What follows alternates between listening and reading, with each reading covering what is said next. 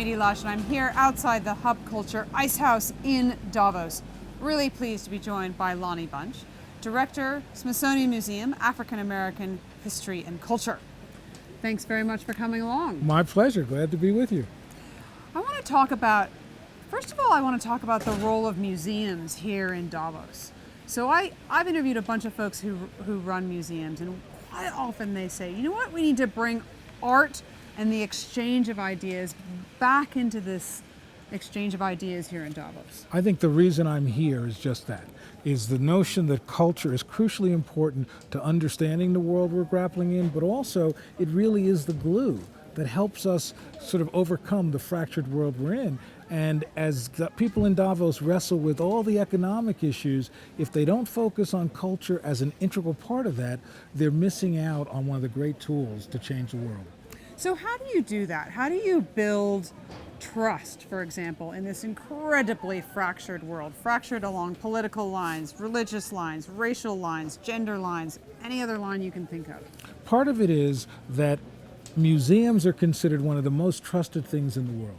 So therefore, because they're trusted, you can craft different kinds of programs and exhibitions that really allow people to see their differences, but to find common ground. I really feel strongly that without understanding one's history, you don't understand how we got to Davos. And so for me, what these museums can do is they can provide a way for people to grapple with their changing sense of who they are.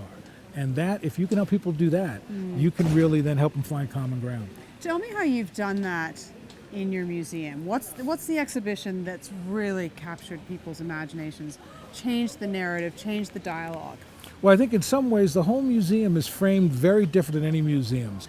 It's a museum that uses African American culture as a lens to understand what it means to be an American. So in essence, it's not a separate story, it's not a story for one community. It really is saying that to understand America, you've got to understand this community.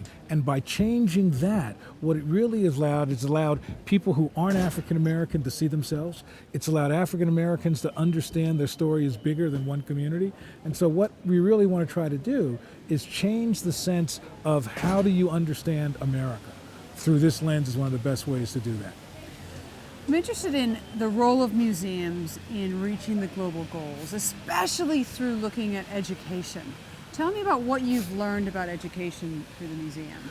Well, you know, when we opened the National Museum of African American History and Culture, I was stunned about how the artifacts were such an educational opportunity for people.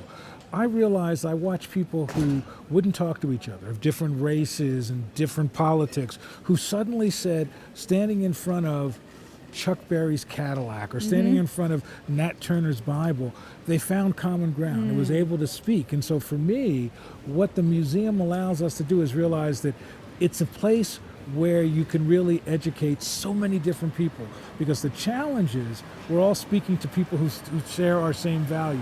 But in a museum, you'll get people who really have different points of view, who are willing to listen because they're in that shared, trusted, sacred space. So that's interesting. In this world of the digital and the ethereal, when we're all living in the cloud and on the blockchain, there's something to be said about the material of an object that can actually still bring us together. We really wrestled with how do you create a museum in the digital world? And what we found is for many young kids, they grew up seeing the virtual. They never saw the actual. So what we do is we use the virtual as the way in for them to, work with us on Facebook and social media. But then they keep saying to me, wow, is that the real thing? And so for us, it's allowed us to sort of be both a place that is full of tradition, but also that is innovative. Lonnie, thank you very much for stopping by. It's Hub Culture. my great pleasure. I'd love it. And can I come visit the museum? You sure can. If I can get a ticket?